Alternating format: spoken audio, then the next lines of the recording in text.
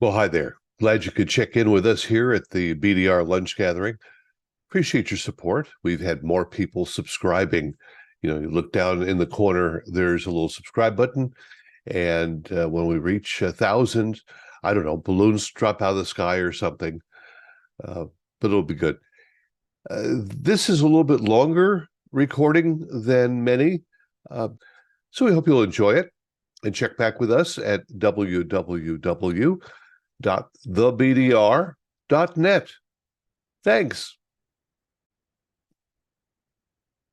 Well, yesterday was the NPT, or the National Test of the Emergency Alert System, as they call it now, or something along those lines. It went off, as far as we can tell, without storm damage in most states. It went off relatively well. Most people didn't realize that the WEA preceded it by 2 minutes at 11:18 our time, or 2:18 on the East Coast. So you had the cell phones go off 2 minutes before the actual NPT on broadcast. And some people didn't understand why that happened. Another thing that happened that some people didn't realize, but if you think about it, it becomes a little clearer.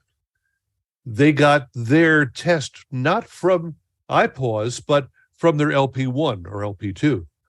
And they looked at their logs and, hey, CAP was 6 seconds or 10 seconds after. So the question is, what happened here? And I think it boils down to the polling issue. Bill, would you like to jump on that?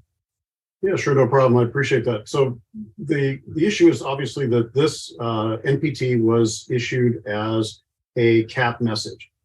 The trick is that the devices out there are all set up to poll or to go out to IPAWS server every few seconds, and you set up what that value is. So for example, typically it's between 30 seconds, maybe 60 seconds is how the frequency that you set the device up to go look and see, is there a message for me?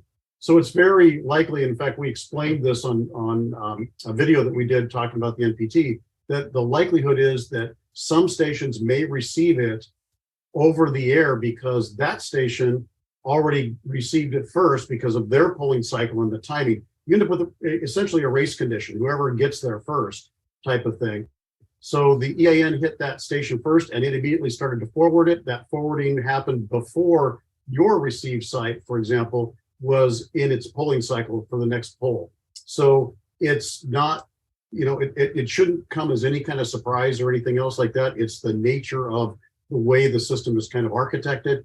I think the upside is that as long as you received it, that's the critical part, and you can report it on your form too, and that's the most important thing. You will, and in fact, this would be one of the data points that's on there, is recognize the source in which you got it from. Did you get it from IPAWS? Did you get it from your LP1 or that? So there's no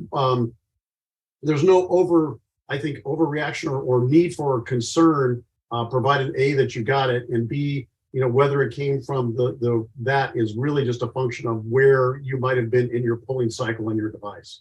Okay. Well, there's two things I'll add right now. One of them is NOAA was not involved in this. They did not send or relay this test.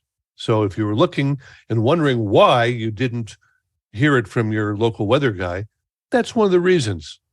And then the other thing is, as Bill says, if your LP1 was, say, 15 seconds ahead of you in polling, because the NPT is not a push, you have to poll to get it, well, then they got it and they'll forward it on to you.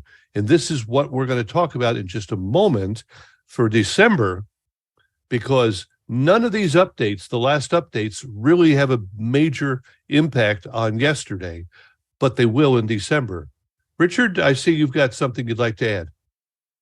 Yes, we've been dealing with this issue in California, and I'm sure it's happened elsewhere, where there's an audio quality issue between what you might get from CAP IPAWS and what you might get from a relay of legacy EAS. And we've been playing around with various timing things that have not worked very well. And we're just eagerly looking forward to the next software release to see if it fixes it. Bill, what is the current and the future standard from the FCC? Well, I mean, it depends on the manufacturer. Obviously, we introduced what we call triggered cap polling back in 2018 in our version 4 series. The idea behind triggered cap polling was the fact that, to Richard's point specifically, if I receive an over-the-air EAS alert, I will give it some time, and you can set that the user was able to set the time or the event where I want to go find a equal or a equivalent cap message. If that's the case, I will dequeue the EAS message and run the cap version. And that's kind of been the thing that we've really supported, again, way back starting in 2018. And we also did it with the idea that you could define what event. So for example, on our system, we had an event, an alert node. And if I get an alert, let's say it's a tornado warning, I don't want to wait. Okay, I don't want to say, hey, let's look for another a cap version of this tornado warning. I should go immediately. Now, child abduction, typically the cap message has a lot more information, including elements about what and why, what the child, what you should be looking for. So a CAE doesn't necessarily have the same time constraints. So you would set your node to say, no, I want you to look at a cap equivalent. If that's the case, DQ it. So we had it set up in our systems that you could selectively selectively state, I want trigger cap polling on this one, but I don't want it on this one. And so you could go through different event codes, different sources, everything else like that to really customize it. Unfortunately, the FCC in their grand scheme of things said, oh, this is a great idea, let's just do it this way.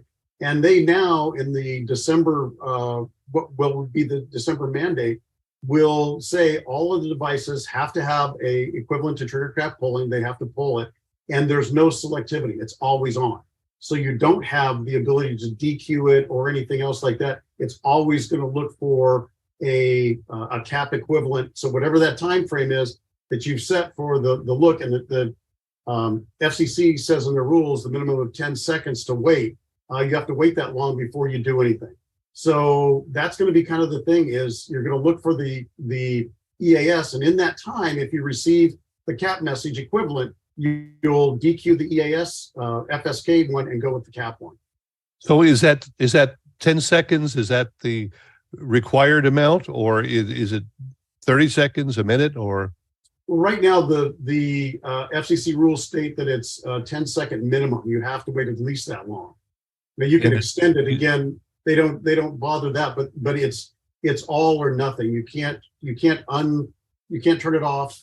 You can't or selectively say, again, like I said, the tornado warning, you still have to wait. Versus we say you should go immediately. But that selectivity has been essentially neutered on our side. That's for December, correct? That's for December. Yep. So right now, if you have a DASDEC, you can set, as you say, selectively, but not in December. Yeah, and I see Ed's joined us, but I have to say that this is one of the things that we're very disappointed in, because we think that our implementation was superior. We've been kind of neutered, as I said. Will there be a minimum time period here in December? No, it's stated in the rules. It's minimum of 10 seconds. Okay. Ed, would you like to add something? Adam? Well, we took the approach we did back in 2017, developed it back in 2016, with the understanding that National Weather Service messages weren't on cap IPAWS, that things like EAN or even NPT may not want to be on cap IPAWS. Also, with the understanding that, as Bill was saying, certain event codes, a local, an SEC might want the flexibility to say this, just send it out. If you're in Tornado Alley, where every second counts, just get the TOR on the air. That might be, or a tsunami alert, where, where 10 seconds may actually matter. It may actually matter, in rare circumstances. But the FCC, in its rule last year, made it simple, made it blanket, took that flexibility away. I can only speculate why. One size fits all. One size fits all, and one size, will go to the lowest common denominator. So if you guys have it your way, which I think makes a lot of sense, sometime next year, there will be another update allowing that critical setting for tornadoes as opposed to other messages. Yes? No, I don't think that's going to happen unless there's a groundswell of protest or of request to the commission from broadcasters, quite honestly. We might have the brightest ideas on earth, or we think so, but it really doesn't matter. If the FCC talks to the community and comes up with a different viewpoint, it'll take a groundswell of people to convince the FCC that, to refresh the record, they need to change this approach. Well, It's interesting you say that, because we had a bunch of broadcasters here today, and there is a way to contact the FCC. I spoke with one of the PSHSB folks yesterday and really wanted to talk more about the ETRS, which, again, some of you have been able to access with no problem. Some of you have run into the CORS problem where they automatically changed your password and you had to re-enter all that stuff and then find out that the server was busy. Doo-dah. But the new guy who's in charge there says they're very interested in knowing what broadcasters are thinking and what's working and what's not working. And I told him one thing that's not working is if you have 20 stations as a contractor, you're going to spend the next week trying to fill all these things in because of all the problems in getting onto the ETRS. He says, I think we've made some changes. I said, that may be if it's one station group, but what if you're working for 15 different owners? He says, well, I think the FRNs are important, and I'll have to check into that. And I said, that's very good, but today, the day before the EAS NPT, it's probably not the day to start looking. This is something I've talked about over the last several years. So I'm asking your help. You can write to me. You can write to the FCC. I can give you an address at the FCC to write to. And the more people that say, look, we need to have this taken care of for the contractors, for the delay options, and maybe we can get this changed. Well, I appreciate that, Barry. I mean, the thing that we look for is, I guess, bothered me the most is that it seemed to stymie innovation. And we already innovated what we thought was a very good scenario, and it just kind of got stomped. So we'd like to be able to open that back up if we could. We have a question here in the chat, and then Richard, the question in the chat is, and it's for you guys because it almost goes to your business. All I want is for the FCC to allow virtualized software decoding and uncoding of EAS. It's not 1993 anymore. Now, if it was all software, your boxes would go away, but you would supply software? Actually, we do that now. Go ahead, Ed. Well, okay, so it's a simple question with an almost impossible array of responses. From a government perspective, there is a role for type approval of software and hardware. The FCC's type approval certification process, Part 15, Part 11 relies on certification of RF emissions, RF reception, and our ability to generate tones. The FCC is not geared to do any certification of EAS devices, so the FCC would essentially relinquish its ability to regulate EAS in a critical aspect. So bottom line up front with that, the FCC is not going to do it. They're not. It would just utterly remove their ability to regulate key parts of EAS. The second part is, well, we can get into a whole issue of security, reliability, software unknown provenance, and on and on and on. The idea of purely virtualizing EAS, a government system, is not going to happen, in my opinion. Ed, may I? Yeah. Ed, I respectfully disagree with you on this. I mean, this is not something that every broadcaster is going to want. Obviously, there's still going to be a place for the boxes for a lot of broadcasters, just like there are with audio processing and a number of other things now that are available as software components. This is literally the only component of a modern air chain that is not available as software. And there are a number of broadcasters, especially larger broadcasters, who are moving in that direction and integrating a lot of this stuff in virtual environments that they control, not necessarily that's out there, in the public internet somewhere, but they control it. And this is the one component that cannot be integrated into that. So we're not asking for software of unknown provenance. Your box is already software. All we're asking is to take that and put it into a common environment with the rest of these pieces. So that's kind of my comment on the subject. Shane, I would encourage you to contact me, and I'll show you how we've already done that. Bill, according to the FCC rules, though, it's not allowed, so far as I'm aware. Well, Bill, stop for 1 second. So I think in about 2 months or so, we may have some very interesting things to talk with you guys about. Okay. As an industry. So it's not even, yeah, I'm curious. Yeah. It's not going to be going where you want to go in terms of, just completely virtualizing, abstracting the EAS process from a physical platform, but it's going to go a lot more in the way of being integrated into a modern broadcast AOIP environment. Why not? We're already doing the management and back end stuff. We have the AOIP infrastructure. This is the ability to decode and encode is the one capability that we do not have and can't integrate into this without breaking it out and bringing it back in, which is less than ideal. Yeah, let me point out just a couple things, and this is why we recognize that, and we understand. In fact, as Ed points out, we're going to be doing some product announcement things that will further this, but recognize much in the same way you would do and this is why what Ed's talking about in this context is the same thing you have to do if you're doing video editing. You can buy software video editing. It's really good.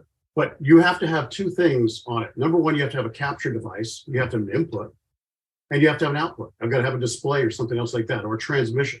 So in the same context, part of the stuff we're looking at is what we want to do, and what we've done is capture the alert. The alert information. Again, this is coming over the air, and we don't want to eliminate that because then it eliminates why do we do broadcasters.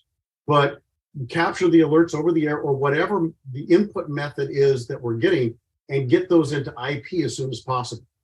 And we've done some of the stuff there. We can showcase this, but we hear what you're saying, and we're not in any way, shape, or form adverse to it. But there's a couple of different things you have to have. You've got to have that capture device. And our concept is get that capture device, that decode logic, as close to the edge as you can.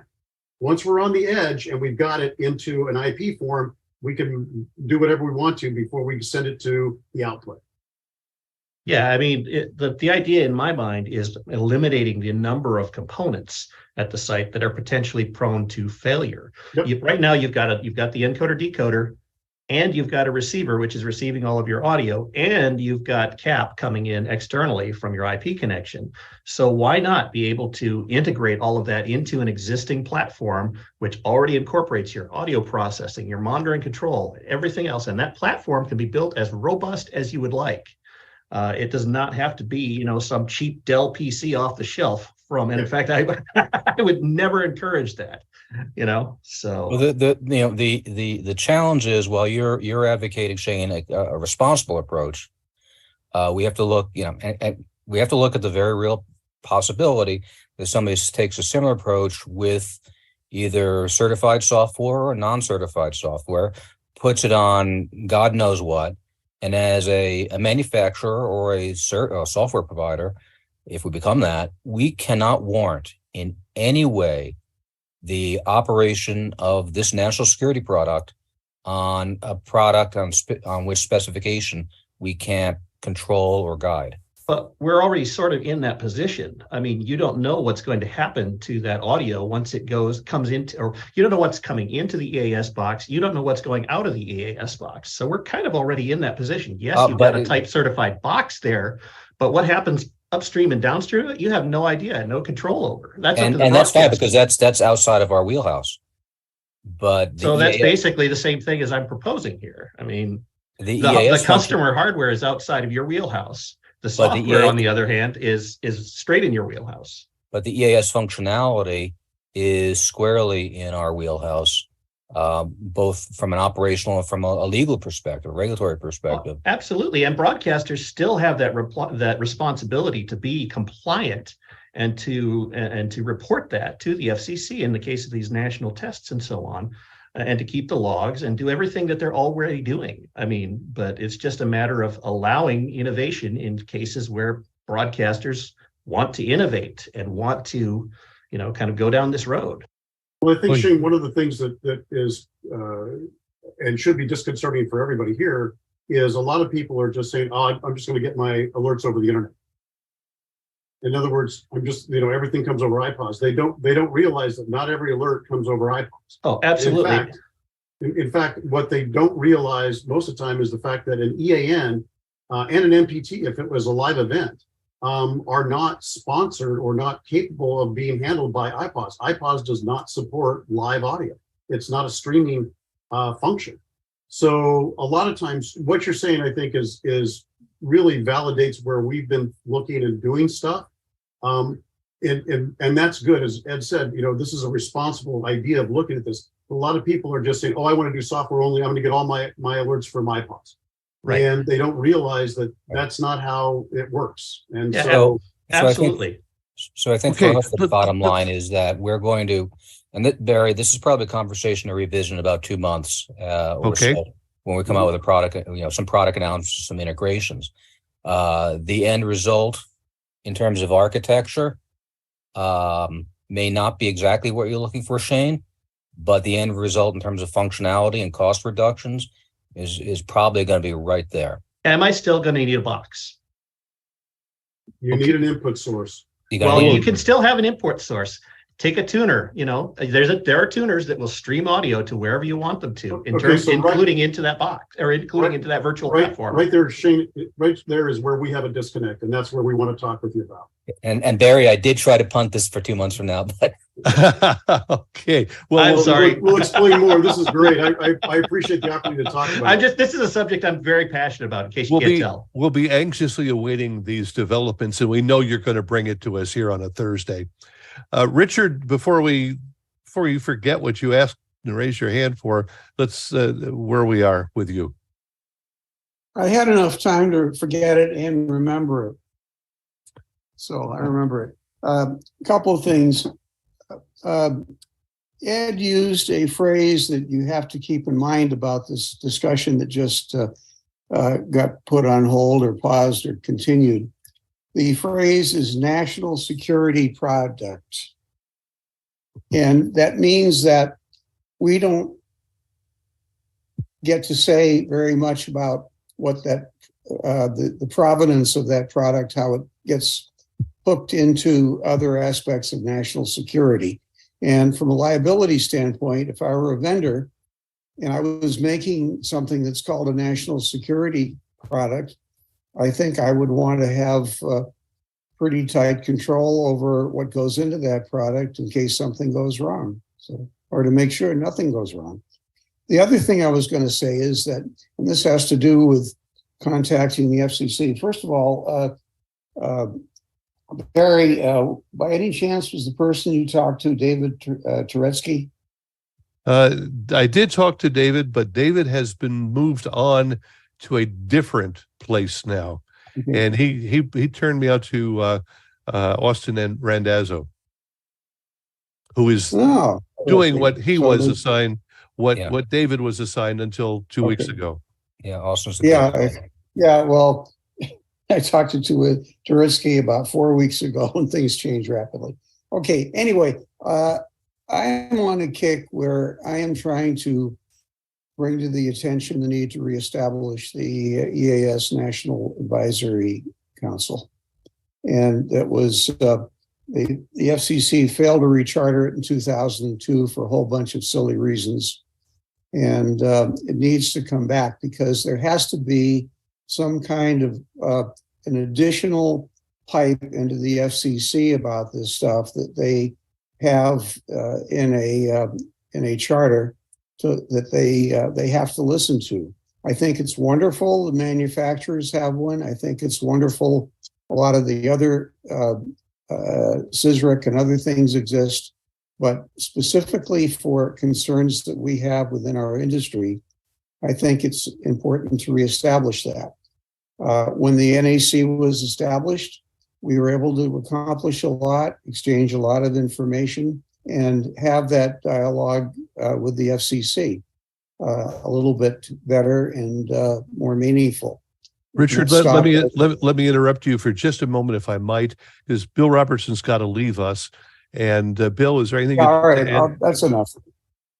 No, thank you very much, Barry. I think Ed might be able to stay on. I just unfortunately been scheduled for 2:30, so I've got to jump, get ready to jump on that. It's a whole other platform, so I've got to shut down Zoom and fire something else up. Okay, well, we're glad. Thank you for coming. Thank you for describing and explaining this delay issue that a lot of people noticed and didn't know why it was happening yesterday. Yep. And we want to see what you're doing and stay in touch, eh? You got it. Thank you very much, everybody. Have a great day. Richard, who is someone? Did I hear somebody speak up? Richard, as your comment, was that the NEAC? Is that what you were talking about? Yes. I think there's a great need for something like that. And I really pressed Austin on this yesterday. I said, you guys keep telling us that you want to know what broadcasters think and need, but you don't do anything. You ignore us. You keep telling us you're going to get back to us, and you don't do anything. And then you issue these silly rules. Smiles. We get smiles. We've been proposing reestablishment of the EAS Advisory Committee since 2017 consistently, in almost every other filing we done with the FCC. I'd say we're closely in sync with Richard. We're not syncing with him, but we're closely in sync with his thinking on the need for a national committee. You know, I'm thinking about a number of things. When iPause announces its national test, I'm not picking iPause, but these are just examples, and it's marketing for the upcoming national test. The logo is all about this thing, cell phones. When the director of iPause gave this press debriefing yesterday, it was all about, frankly, this thing. All you guys on the Zoom call here are kind of being forgotten. Which brings up a very interesting aspect. Many of you remember getting that tone 2 minutes before the EAS yesterday. Mr. Fine sent me a screenshot from his phone, and I saw mine. The problem that I see, and as was mentioned by a few people that wrote to me, it didn't stay. It disappeared after 30 seconds. And most phones, there's no indication that you got a reception. In other words, somebody in the bureaucracy decided that if there is an emergency, they want your attention right now, not while you come back in 30 seconds. There's a real problem with this, I see. But WEA is not where we are at. It's where a National Emergency Alert Committee might be. Well, again, I'll build on Richard's idea, amplify it. There needs to be a reestablishment of this committee, whether it's the FCC's whatever, if it's the FEMA National Advisory Council, either one of those groups should have it. And the party for EAS has grown. It's not just the FCC, EAS, FCC, FEMA, and the Weather Service now. It's now CISA, also under DHS, the Cybersecurity Information Security Agency. And I'm very confident that, we are already, EAS vendors are already listed as being under the discretion of CISA. This gets back to some of what Shane was looking at. EAS boxes and whatever controls EAS falls under CISA, which is a whole different bureaucratic cybersecurity framework. And if the broadcaster wants to take that on, God bless them, but you better hire 2 or 3 people per station. It's a handful. We've expanded our staff just to have to deal with security concerns. But Right. Back to Richard's point, the round table just got a little bit larger with another federal agency, and security is going to be consistently part of this going forward. Richard? Yeah.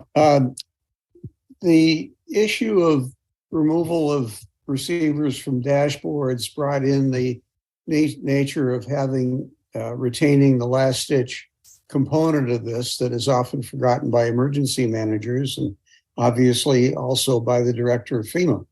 And that to me is a little bit disturbing. And if there's a way we can do something about it, we should do something about it. That's really all I have to add right now. I will add this for those of you that have just come in over the last few minutes and want to see the rest of this. You have 2 options.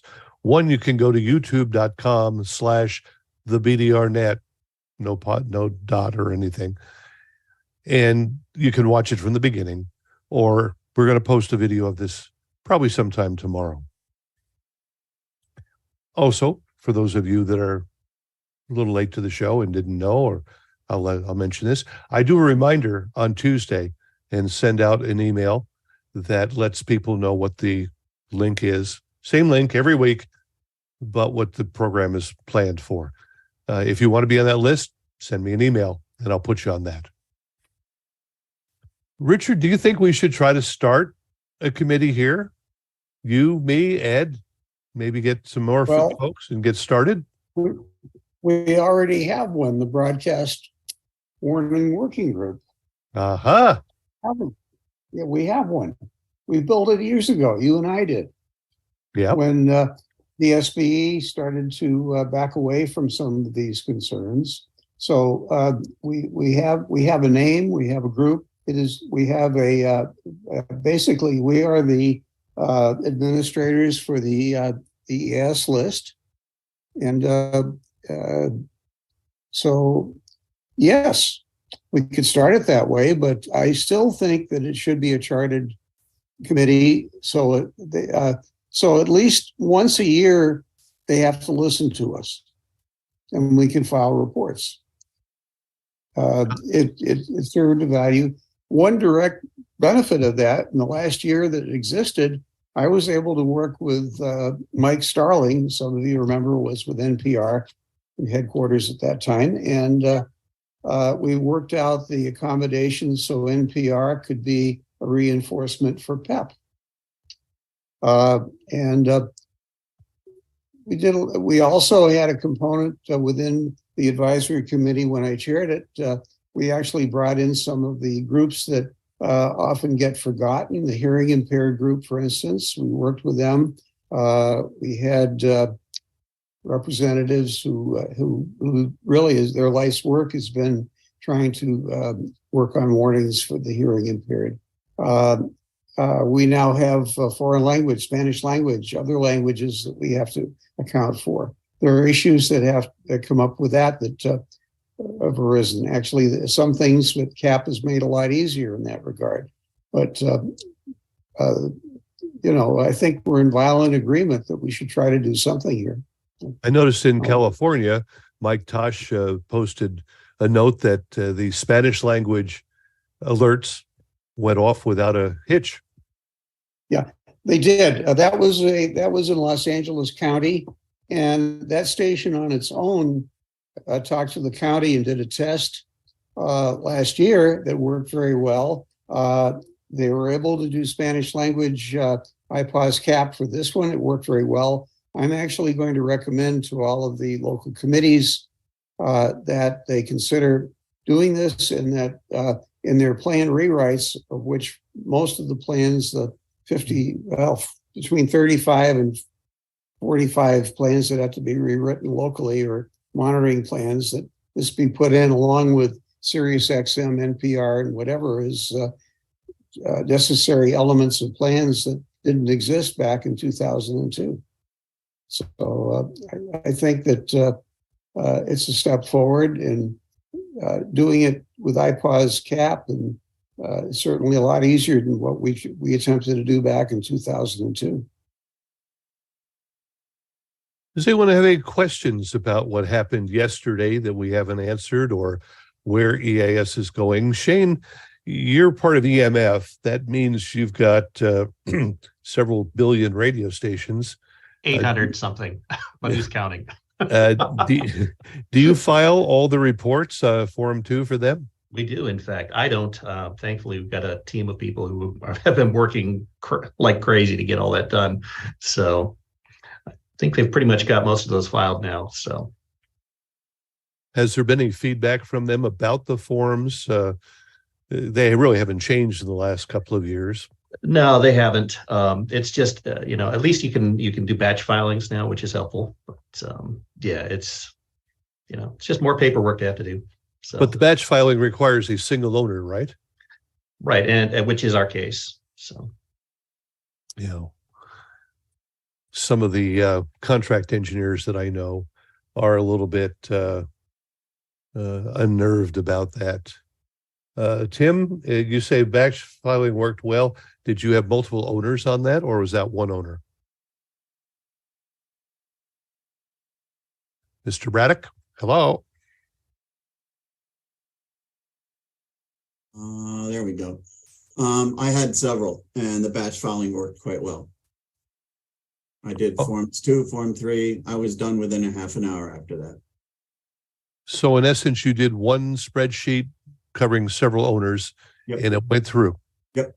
All you had to have was the FRN? Yep. That's all I needed. No passwords?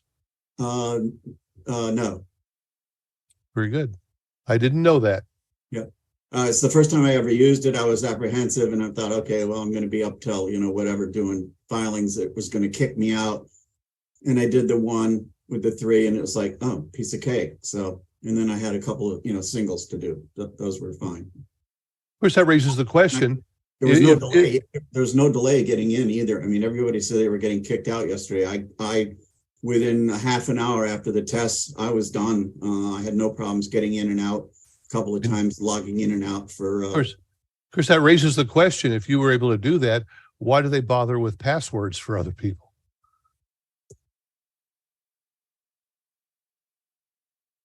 Crickets. Behold the mind of the FCC. Yeah. So what was your experience? Anybody else want to share in our discussion here? Well, ours was quick here in Nebraska. All the stations got the message and relayed with no problem, and got the filings done inside of an hour after. No problems with the site, although I've been for the last day and a half trying to get a public file built for a new station, and I'm having all kinds of problems with their site, so it must be something else. I must say I downloaded the audio from a couple of the Sage, and the audio was very clear. Now that we have a new AI voiceover guy doing the announcements, it was quite clear. I had no problems with any of the audio. At KLUX got it via IPAWS cap, which is what we aired, and then a duplicate from over the air from the P1 LP1, and I filed the Form 2 this morning with no drama. That's good. Yeah, everybody seems to agree that if you got the audio directly from the IPAWS, you are doing fine. We're doing fine. If you got it from your LPs, well, we're back to the daisy chain again, and the quality depends on each station and how far you are from it. Coverage, power. I still have the audio from the last couple of daisy chain ones for comparison. It's not good. Well, maybe you can send me a couple of them put together in a file and we can show. It'll be in the morning, but I can do that. Good. Excellent. Thank you. I got one note here in the chat that I guess that was Shane that said his cell phone maintained the alert notification. Mine didn't. I've got a iPhone 8. Okay, fine. It's an iPhone 8. It's not the most recent 15. No, well, mine still has it. It'll stay there until I delete it. That might be a function of how you got notifications set up. Yeah, mine did the same thing. I had the notification on my phone and on my watch until I manually cleared them off. But yeah, it seems like that's been an inconsistent thing between phone manufacturers, between networks, and that's not something new with WEA. That's happened in previous alerts as well. So I think it may be partly as to where you are. Richard just noted that his T-Mobile, the alert stayed, but the Verizon, the version, was that Verizon or just version here? That did not. Verizon, yeah, it never did on Verizon. I've got Verizon, mine did on my phone, and also at the 13. I got it on my 7 also, and I got it on a Watch 6 and a Watch 3. Was very plain. I was also on a Zoom call with different people around the United States. There was one lady in Illinois said that she had gotten it, and a lady in Los Angeles said she had received it also.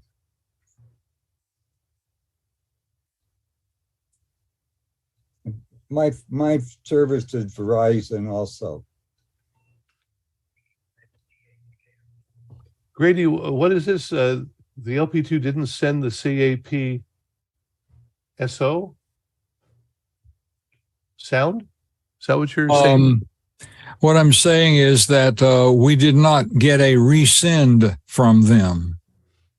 Normally you would get a resend from both of the LPs after it came in as cap. In fact, we got the resend from LP1, just like a bunch of other people did, before our machine got the cap. But the interesting thing is no one in Massachusetts received a resend from the LP2. It may be that it wasn't set up for it. It had just come back from the manufacturer of the EAS box. No brand names being mentioned here carefully.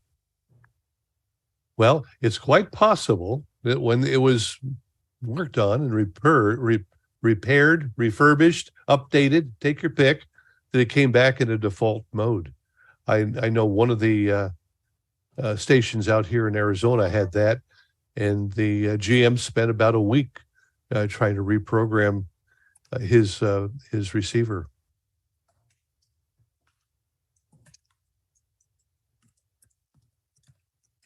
Ken Fine says his wife has the same phone on the same service. She got her alert 40 seconds before he did. Yep, Shane, you're right. Depends on the service, the network provider, and maybe even the way the cell itself is set up.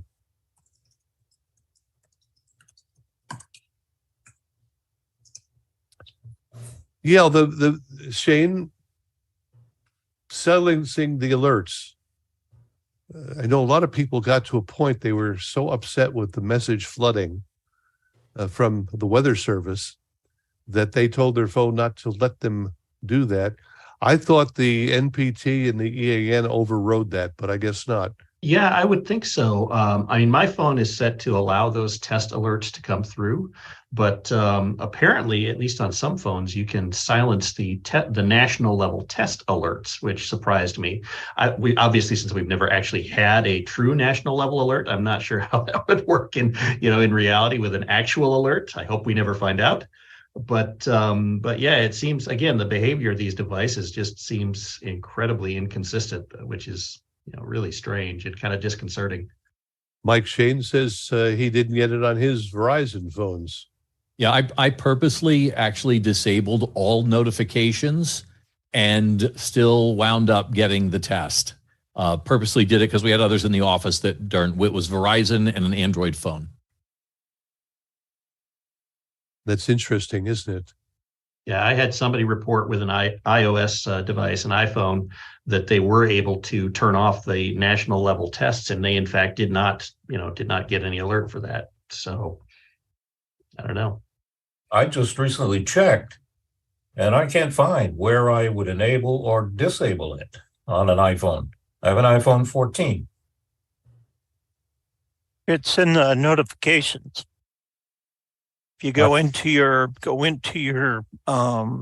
general settings, and it's under notifications, and then you scroll clear down at the bottom of your notifications, and there's a section on government alerts. It says you have Amber Alerts, emergency alerts, public safety alerts, and test alerts.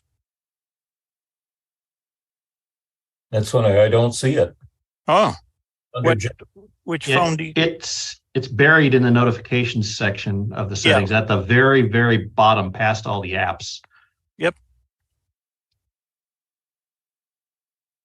A choice of Amber Alerts, emergency alerts, public safety alerts, and test alerts. And test alerts. Yeah. Yeah, I see that. Yeah, mine is set to on for both emergency and public safety. And I received the message and it stayed. I'm on T-Mobile. My message didn't stay. It went away as soon as I hit a button on my phone. Well, yeah, I went to another app and it disappeared. And Right. Yeah, it'll stay on your, if you've got it, it'll stay on your lock screen. It'll stay in your notification history if you kind of swipe down from the top. But yeah, it won't stay, immediately prominent on the screen until, if you've gone to something else, obviously. I think we can agree that what this test showed is that the WEA portion needs work. Needs a lot of work. I'm looking at my emergency alert history, and I have all that stuff enabled because, living in Maine, we get hurricanes and all this kind of crap. There's no history in here for yesterday. So that's what my phone didn't wake up. It's amazing. So yeah, I think, and Shane made a comment. It may depend also on the Verizon cell site, something like that. But I think you're right. WEA needs a little bit of work. Richard, is this something that the BWWG should get involved in, or should we just keep our minds on the EAS end? My feeling is that this is part of public alert and warning and needs to be thought of as a system. I'm trying to address it that way with Cal OES now that I'm the chair, and nobody's fought me over that yet. We occasionally mention WEA, but my message to the people that like myself that go out and talk to the emergency management community is that you have a lot of tools in your tool bag, and the wildfires here in Northern California taught us that if something bad is happening, you might as well use them all and not just play with the bright, shiny ones. I was under the impression that the only way to disable this particular type of alert was to turn the phone off. Yeah, I was as well. But apparently, even if you turn it off, when you turn it back on, you'll still get the alert. At least that was what I've been told. What others have described. Ed, That- do you know the answer to that, Ed?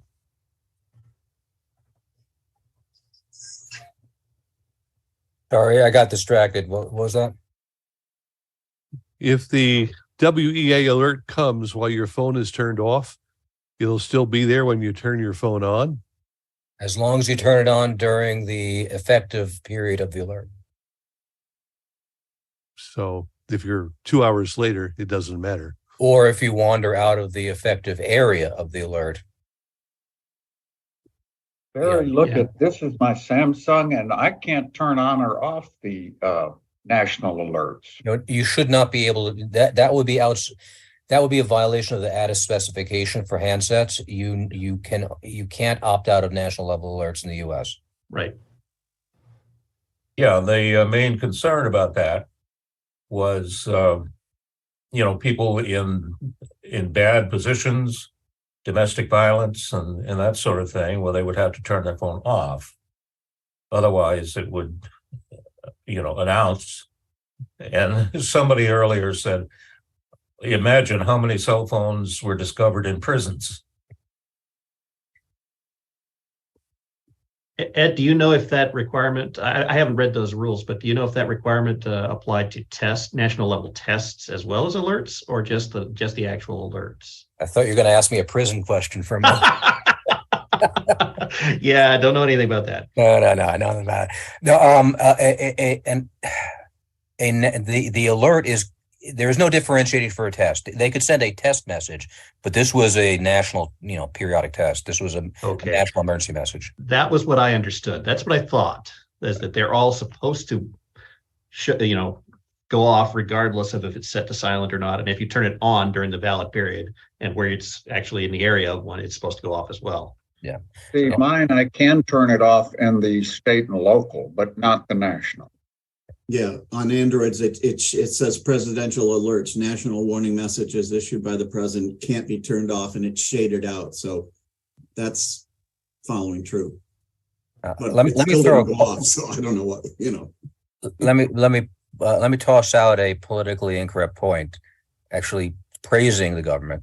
I spent 2 solid days in the FEMA lab, the technical support, installing an ATSC-3 test bed there. I'm sure that was really not appreciated. I'm doing that on the eve of the test, but these guys at the TSSF, and I wish I could call them out by name. They worked their tails off. They drilled, they rehearsed, they did dry runs. They ran scenarios of anything that could possibly go wrong.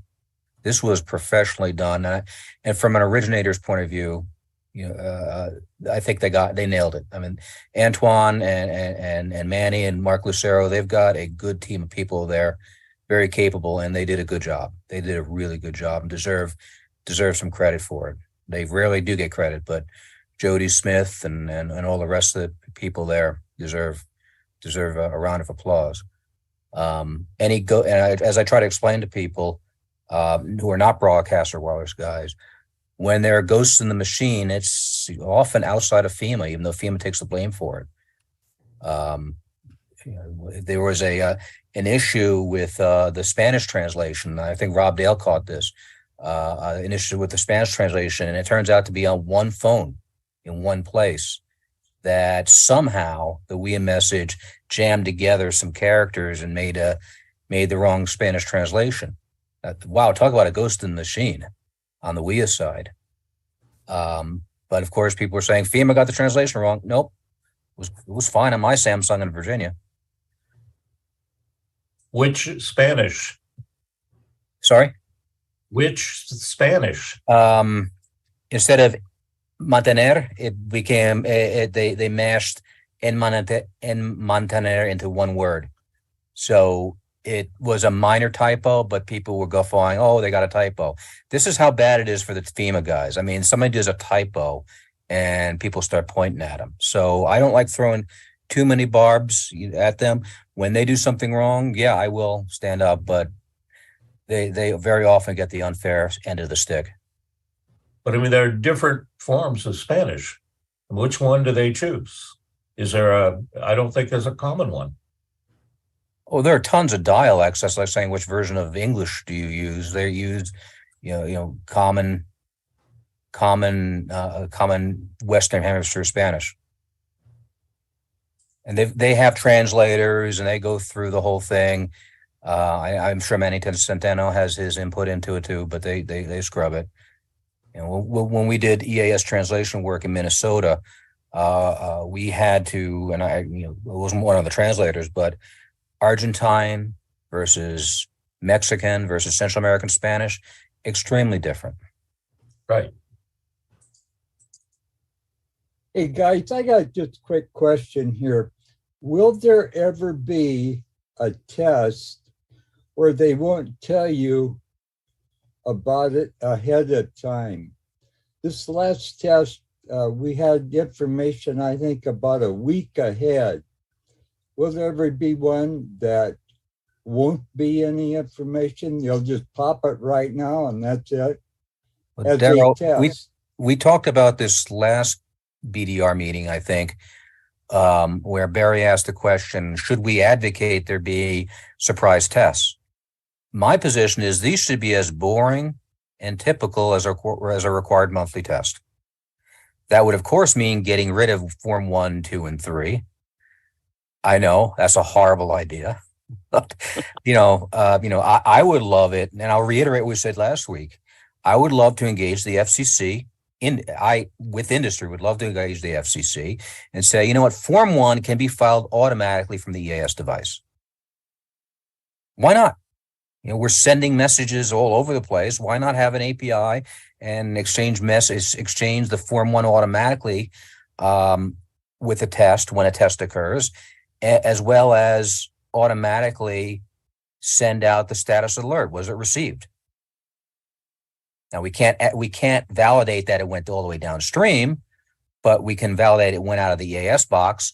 And if you broadcaster didn't hear it off the air, then file a new Form 2. Form 1 being automatic from the box, Form 2 being the oopsie form. And you know what? Do it all you want. And if it doesn't work due to a problem in the air chain, that's frankly the broadcaster's problem. There's a problem in the air chain that needs to be resolved anyway. If it happens automatically in the EAS box, file it upstream. Maybe my suggestion should be the information is filed with FEMA, not the FCC, to remove any. So what was the expression? Like handing out tickets on the Indianapolis Speedway. We don't want to give the FCC really the ability to automatically fine you guys. But I'd love this to happen. We could do it. We could do it immediately. Of course, that's going to take somebody's bureaucratic job away. So I don't know if it's going to go anywhere, but you're going to test a system, test it live, test it unannounced. But for the powers that be, the national test is a big deal, a really big deal, with press and with stakeholders being briefed all the way up to the presidential level. So I think it's a good idea, but I can think of real good political reasons why it wouldn't happen. An unannounced test. I think surprise tests are a good idea. I mean, look, obviously, do you think Mother Nature or the terrorists are going to announce ahead of time that they're going to do something and that our boxes will go off? No, they're just going to go off. I can just see a message from Vladimir. Yes. Yeah, we're about to send missiles over to your country. Yeah, or Mother Nature. Next Tuesday at 2:20 p.m. Eastern Time. Wasn't it Ronald Reagan that did was it Reagan that did the missiles thing? Who was the one? Yeah, it was Reagan. Yeah. Yeah, we're going to test the bombing. Robert just posted in the chat room, and it's true. I turned on my cell phone. I opened it up, you finger or code or whatever, and then you go and swipe down. Yes, the alert is still there. Yeah. You might check that on your phones if you haven't seen it, want to see it, want to figure it out. In unannounced test, I think is a smart thing. I think the whole system is upside down already, and here's why. I personally, I don't see how, with a great number of LPFMs don't even have EAS boxes. Many stations either don't report or they just fill it in, says, we got it, we're done. We don't know. We really don't know. And maybe it's 12, 18 months before this report is issued, which simply gives us a number that the FCC says received it, but the rest of the report is confidential and not available to the public. Why are the SECCs not ensuring that every station in their state gets these alerts? Monthly alert, surprise alert from the FEMA, either way that it works. It seems to me that rather than relying on the ETRS or somebody in Washington, the SECCs can and should make sure the system works.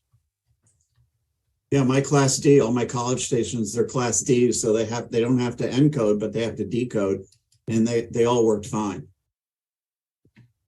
So, LPFMs, that's a whole kettle of fish. Well, I got an email from someone who does a lot of work with LPFMs, and he told me half of them do not have working EAS boxes. And that's just his clients, LPFMs. Now, I know for a fact, and Ed, you might be able to speak to that. I know that Digital Alert Systems has tried contacting every user, and you find that there are still a number of boxes out there that are several updates behind, and may not even be able to receive normal alerts. I don't know if the NPT will come through regardless of the version, but they certainly can't get everything else. Well, we had one issue where somebody hadn't uploaded a digital certificate. I mean, God, how long ago was that? We've got a good, most of our users are at least at version 3. Thank God we don't have anybody at version 2, or else this really wouldn't have worked. But and that goes back over a decade. Our last major update, version 4, was fielded in 2017 or 2018, with a whole bunch of minor versions after that, and then 5.0, which came out earlier in 2022. This alert should have worked just fine on a DASDEC if you were running version 4.1 and up, i.e. if you had updated from 2018, no issues, as long as you kept up to date with digital certificates. If this alert did not, if the DASDEC did not process the alert, then we have to first look at whether the operator is paying any attention whatsoever to software updates. We are not shy about putting out information about software updates. We publish on our website. We maintain a registered database of all of our users. And we email them, we call them, and some just don't get the message, whether it's they've changed ownership, etc. Gray market. I have no opposition to the gray market per se, where you buy used gear, or transfer it or trade it or whatever, but just re-register the damn box. Forgive my profanity. Just get in touch so we know to send you software updates. This is one of the very few things the FCC requires you to do: maintain an operational EAS. That's it. Just upload software. And again, I gave you the cadence of our major paid updates. They're not. People who think they make noise like these. We were charge updates from Sage and Digital Alert Systems and Terrific come out every week or something. No, it's been a half a decade between software updates. Would you have a number just to scare us of how many are prior to version 4? They're still out there? I don't have that number offhand. It's not enormous. It's enough that it's annoying, but I think we've got a good number in 4. On the version 4 series, a rapidly increasing number on the version 5 series, and a steadfast little community of, you can guess who that are in version 3 land. Yeah. I won't ask you about the other manufacturers, how up to date their boxes are. I know of one station here locally that just got hooked up last year, finally, about 3 versions behind, was not a DASDEC. We have a note here that I wanted to bring to you, and you can comment on this, or I can have this gentleman and you get together. He says, what surprised me is our EAS decoder, which is set to check for a CAP version of an analog alert before going to air, went to air the very same moment it got the first reception of the NPT, an analog source. That shouldn't be a surprise at all. I mean, depending on what software they're running, Sage hasn't come out with their Rev 96 update yet. Ours is imminent. Bill was here, I'd give out the day, but it's within the next 2 business days. We're about to release and I realize releasing it on the edge of a national test is a really bad idea. I wish we had got done at the beginning of the summer, but we're doing it right after the national test. With these updates, if you got the audio source first, it would automatically fetch the cap source and use that instead. He's got version 5.1, he says. He's got version 5.1? Yep. And he downloaded I'd like him to contact support and or me, and we can take a look at the op log and see what happened. We've had trigger cap polling running since 2017. I've not heard of that anomaly before. I'm assuming he doesn't have a microphone. He says he will get in touch with you. You can do it in the chat if you'd like. And I got a mic. There you go. I just had to find myself and unmute myself. So latest version of software, DASDEC 3. I've been scouring it trying to find that setting. I know it's turned on, but I can't find it now. But I'll get with you guys offline. Yeah, something odd happened there. And then there's the other approach, which it still worked. The analog source was fine, but it still worked. Everything sounded fine, but obviously it would have sounded even better if it wasn't analog. Let's check into that, unless there was a problem with the cap message, in which case it would have gone back with the analog message. And then there's the other approach, which another vendor has taken, which is you pay your service fees, your monthly or your annual maintenance fee. And if you don't pay, you're shut off. They shut off your EAS device. The business hat in me says that's a great idea. The public safety hat in me says, no, you don't shut off equipment ever in this role. So there are your different models of software updates. When Halo comes out with its software push module, then we'll be able to push software updates to customers using Halo, or they'll be able to push it to all devices in their cluster using Halo. But for now, it's still, you contact the manufacturer, you get authorization for the software download or purchase or whatever, and you upload into the device. Is it legal to disable a security device? Is it legal to disable a security device? Device, yeah. Whoever is shutting the boxes off for non-payment. There's nothing illegal about it. You've contracted a device with a service contract attached. You've signed to the terms and conditions. If you're going to get rid of that, if you're saying, if I'm not going to pay for it, I'm not going to use it anymore, you just need to replace it with something else. And I get, don't want to pick on virtualized services. Virtualized service is going to be the same way, if not even worse. You don't pay for your service contract, you're not authorized to use the software anymore. It is the responsibility of the user. I mean, if they want to stay legal, they're going to have to find another device or pay their bill. Yep. Or if you don't pay, every day the device announces everything's just fine. Well, you've got 90 days or whatever it is to scrape up the funding. The device is technically out of order. So you've got that grace period, the rules.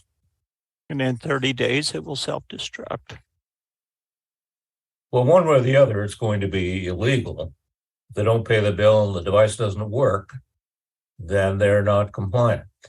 Yeah, that's a broadcaster problem, not a vendor or provider problem. I hate to put it that way, but that the issue there is that something's been sold with specific terms and conditions. If those terms and conditions haven't been met, I don't mean to defend the other guy's approach. I think that's not great for this particular public safety model. Yeah, I think the onus is on the broadcaster to remain compliant. The onus is on the vendor to provide good, reliable equipment, and go from there.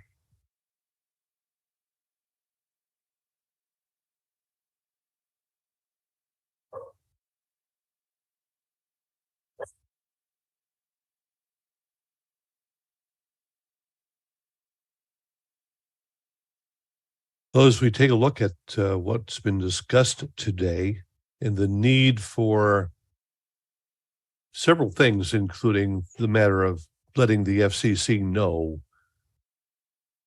how these impact our operation.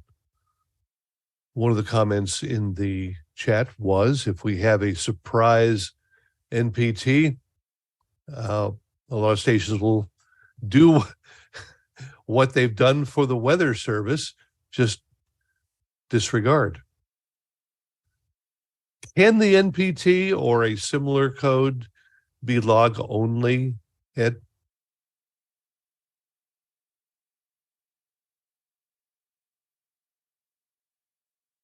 I'm sorry, you've caught me when the kids are coming home from school in the background. Could you repeat that, please? In NPT, that would be an unannounced test. Can it be sent as a log only event? No, because an NPT is an NPT. So if we were to I mean, the rules have taken all the optionality out of it. It's to be retransmitted immediately. So by definition, it's not log only, and it's So if we were to beg the FCC or the FEMA to send an unannounced test, it would be essentially a weekly test that could be logged and not. It'd be an RWT, yeah, and if possible, an RWT with the 6 zeros as a geocode. Have you ever asked them about doing something like that? Back in the day, we bounced around all sorts of topics. The RMT with the 6 zeros. I mean, that would make everybody's life pretty easy. It's an RMT, and we know what it is. But and then add on in the cap message the WIA code, so it ends up as a test message on WIA. This is only a test. Don't worry about the missiles. Yeah, I mean, now you can do it without the great hoopla of a national periodic test. But this is all outside of my pay grade. This is. I don't know. Is Richard? Are you still with us, Richard? Maybe not. But Richard and I, we hammered the FEMA back when this all started. They wanted to do one test and be done with it. They didn't want to do a weekly test or monthly test or anything. They just wanted to do one and walk away. And we hammered them really hard. And finally, some saner heads prevailed so that the weekly test is there. That's why I'm saying that if the answer here is that you all would like to have a non-scheduled test, and we all get together and request it, it could happen. Are they likely unwilling to do that for fear of panicking people? Well, it depends on what you want to do for an unscheduled test. If it's just an unscheduled test for broadcast and cable media, that's a lot easier than bringing in WIA, which is highly intrusive with the scary tones, etc. That gets political immediately. If you want to just do an unscheduled test, that's very likely going to bring in FCC reporting requirements, just because, at least, a whole new set of after action reporting. If you're just asking FEMA to do a required monthly test on a national basis, then just ask them to send an RWT with the 6 zeros or an RMT with the 6 zeros. That does not trigger reporting requirements. It gives a break for a month among your public safety officials who originate RMTs. That might be the easiest solution. But then again, it's like, for the sake of what are you testing? Are we testing an EAN? Well, actually, we're not, because we're testing an NPT. And putting on my cable systems hat, a lot of you guys are on radio. TV gets more complex. Cable and IPTV become sometimes an architectural nightmare. And when you send an EAN in SCT18 with a different timer, a countdown from the set-top box back to the head end, things get really wild with an EAN. So again, what I'm suggesting is an unscheduled test of something is good to test parts of this system. We need to frame out the rationale for why we'd have an unscheduled test of something. But then there is testing the EAN end-to-end, which FEMA has not done in a very long time.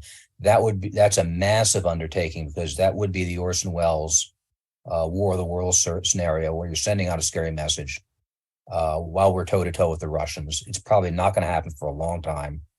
But that's the part that needs to be tested. We test that, and our cable partners test that regularly in their labs, in sandboxes, and try to preempt where things may blow up in the field. There's testing EAN, the sandbox, and television is a lot easier in a sandbox. Testing EAN radio is even easier. It's for all intents and purposes. But I'm going on here in that going out with, although I love, if you're going to test something, do it announced, but there are major impediments to really testing systems, stress testing systems, when you have 300 million people, of which 299 million have no idea what's going on. So I invite comment to that. What parts of the system need to be tested? I can comment from a cable side, which I did, which is between the head and the set-top box. That needs to be tested, in my opinion, but that's something scary to do in public. I defer to you guys to define what parts of the system need to be tested from a broadcast perspective. For the last mile, what FEMA's testing in a lot of ways is just their insert to media providers, and they're proving that works. And then the ghost of the machine happens among cable and wireless providers. So I'll just stop there, but maybe somebody has a thought on what parts of the system we still think need to be tested for a national emergency. No, do I understand this correctly? That with cable systems, it works directly to the box, not through each channel? It depends on my camera back on. It depends on the particular architecture of the cable system. And we do it a lot of different ways. Sometimes it's a full screen replacement. We generate an MPEG or an MPEG- stream, and then all the cable channels switch to the MPEG stream we're generating. So essentially, it's a digital alert systems channel and when you see the big blue screen, that's a reserve emergency channel that everybody switches to. That's one way. Another way is with SCT18, which similarly, or OM2000 the Motorola, switches again to a reserve channel. Then you get IPTV systems, and the part you're asking is a set-top box. The control, the command goes to set-top box to switch to that channel. Okay. And sometimes that channel doesn't switch back and awkward things happen. That's part of the SCTE standard. Sometimes it's just all programming gets forced to this reserved channel. It's not a set-top box, just everything automatically tunes to the channel and then hopefully releases back. If not back to the channel you were on, then to any channel that's not the emergency channel. And then there's the fun world of IPTV operations, which we don't have time for right now.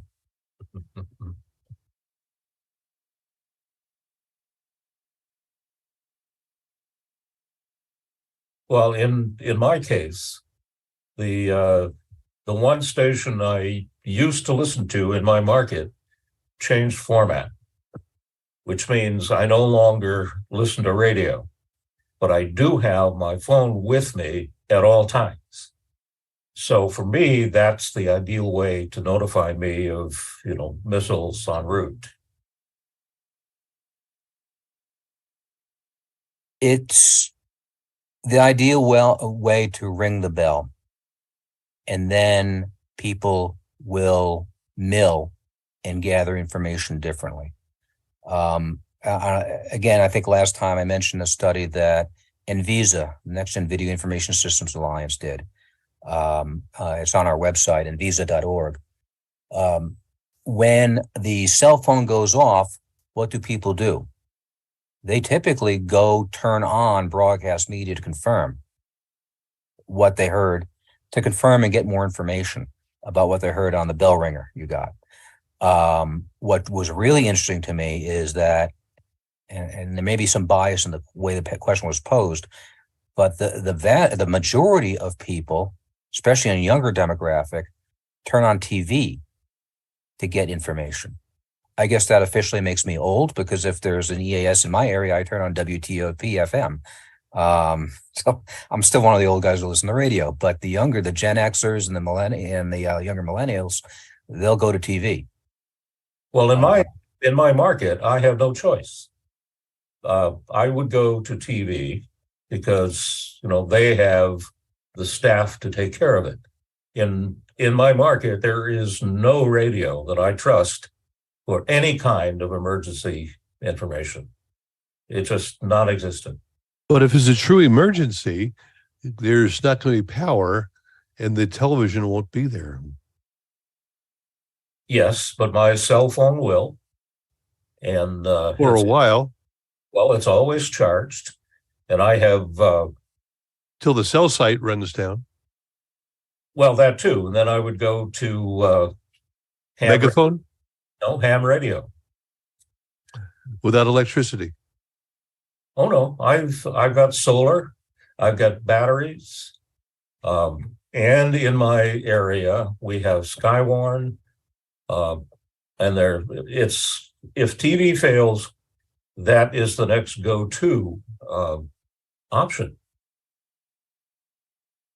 The thing about cell sites, I believe the FCC mandated all major cell carriers to have their primary market sites on generators for at least 2 days. Is that, anybody recall that?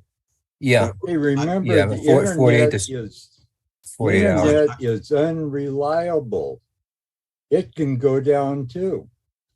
Well, yeah, if they lose their backhaul fiber or whatever, but I believe if we look at the last couple of major disasters, one of the challenges with wireless, Hawaii being an example, the internet connections, the connectivity from cell site to cell site was disrupted during the fires, which means it was disabled for all intents and purposes as a source of warning. Yes, power was out. That takes care of most of the TVs or all the TVs. That leaves radio as the resource for emergency information, not just alerting, but emergency information in a disaster like that.